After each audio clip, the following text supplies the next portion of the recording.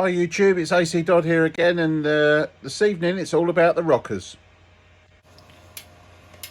Okay, so you've all seen these rockers before. These are the standard, nothing special, some say quite poor performing A plus sintered rocker that's found on the A series engines from around the mid 70s all the way up to the end of production.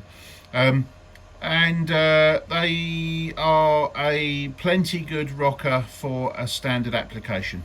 Unfortunately, it's let down by its build accuracy and how it was machined at the factory. So needless to say, there's some improvements. So in order to come up with my zero tolerance rocker design, I set about studying these rockers and working out where I could improve them. So these rockers work anywhere between, or deliver anywhere between about 1.17 to 1 and 1.22 to 1.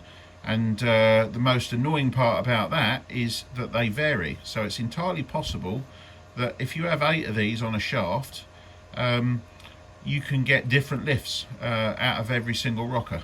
So clearly there's room for improvement. Right, just thought I'd show you a couple of little videos on what's the actual point of doing anything with your rockers. Well, I'll just give you a couple of variations here. This is a completely stock rocker, just taking it random out of the bag of bits and pieces I've got here, because as you know I've got plenty of rockers. Now if I turn this over, I've set it up so you can see what the maximum lift is. 1, 2, 3, and that's 318.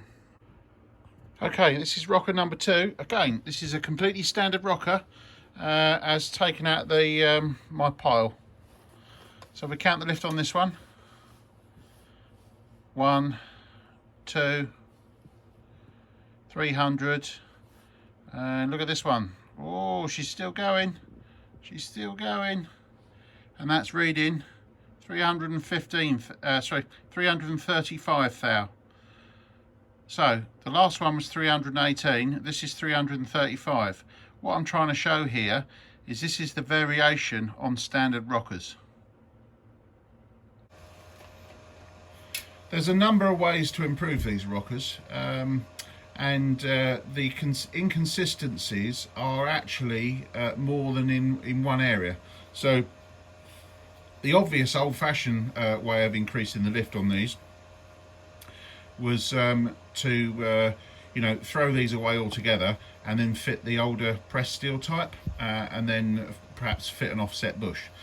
Well, I looked at that and I thought, actually there's a lot of these rockers that are going to scrap, and in this day and age it's nice if we can reuse things.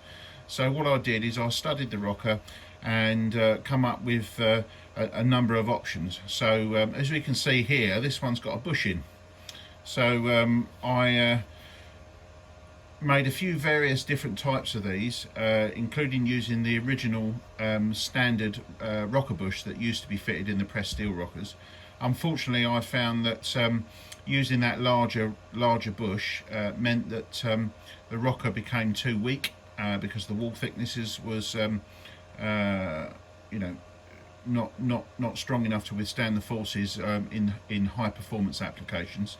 So I went away and designed a bush, and these are very nicely machined for me by Impel Engineering.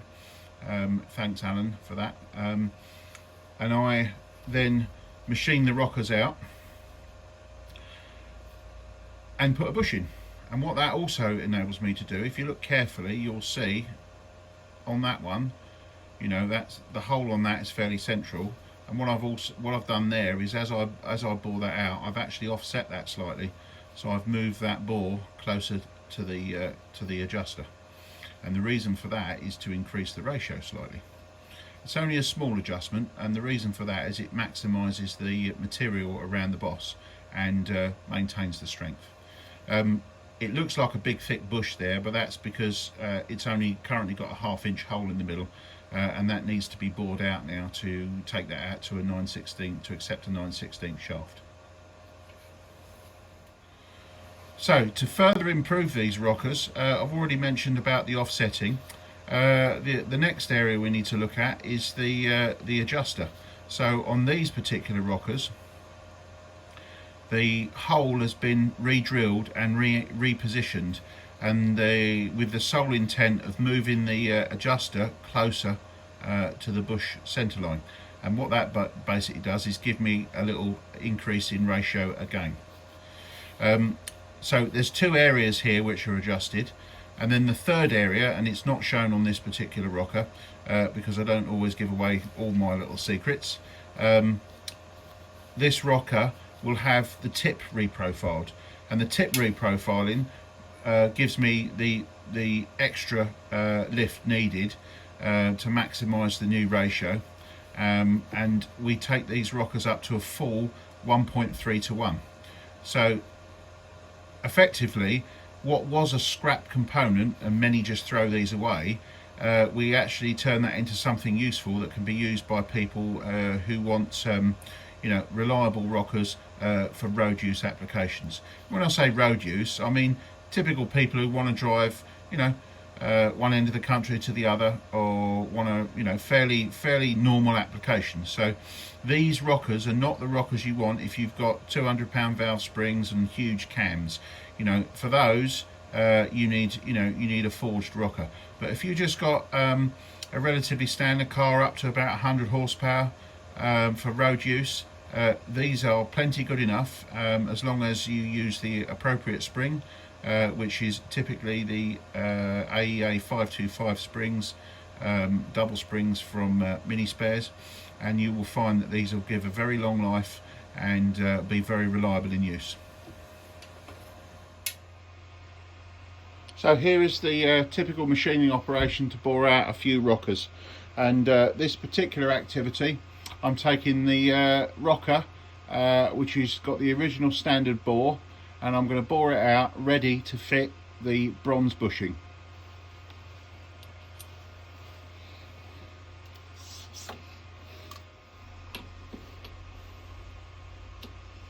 So mount the rocker using a loading pin, and that centralises it on a bore on the axis of the machine, and it's got the appropriate offset dialed into the tool.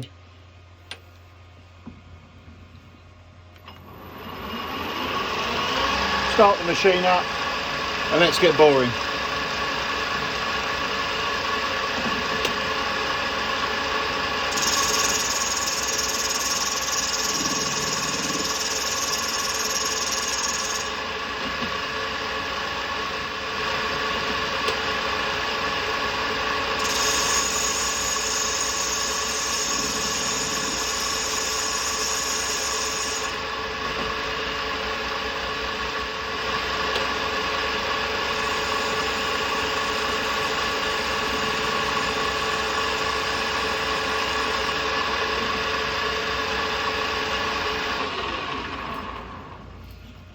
So just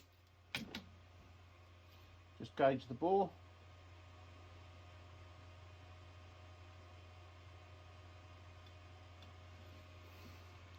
That one's perfect, and that measures perfectly. So there's the bore. Now we need to give that a clean, or chamfer and a clean, and then it's ready for the insert. Clean out again, loading pin, rocker on,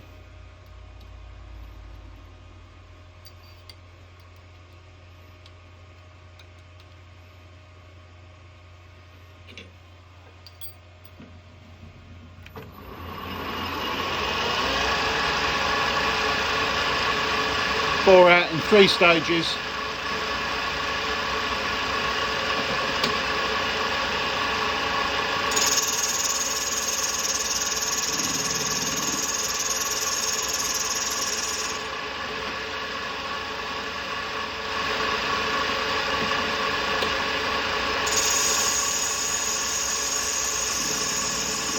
And what you can't sense obviously on the video is that there is a bit of a smell, because obviously these rockers have been soaked in oil all their life, so that oil comes out during the machining process and it gives off a little bit of fume and a smell.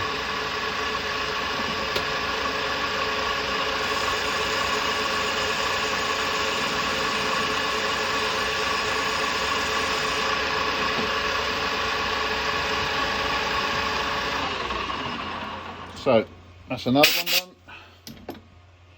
Just gauge it.